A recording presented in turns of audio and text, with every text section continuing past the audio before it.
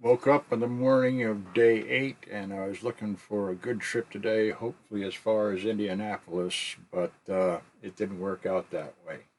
But the day was what it was, and I was going to spend some time at Watkins Glen, so Calypso had to be clean. So from the hotel, I went down to the Naps car wash and got Calypso all nice and cleaned up and shiny, and I took off for Watkins Glen.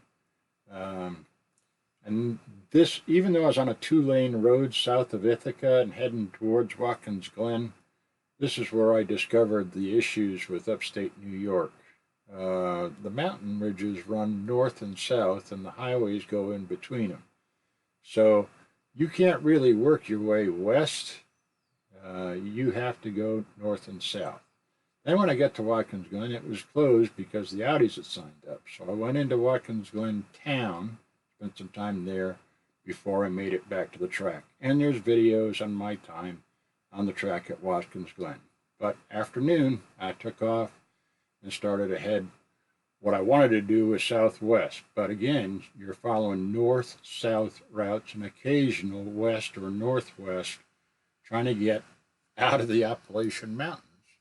But the ridges are all north-south oriented, so you spend a good deal of your time heading either north or south, very little west. And it's that way through the Pennsylvania, and it's not until you get into the farmland of Ohio where things start to get straightened out a little bit. So that's where I'm at now in the drive, is going across the farmlands of Ohio, and it became readily apparent that I was not going to make Indianapolis by nightfall.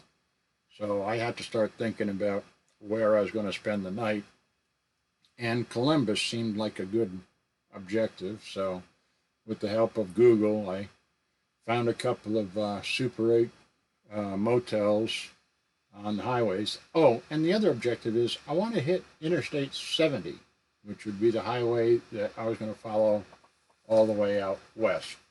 So Columbus was where that took place. The interchange with Highway 70 is right there in Columbus.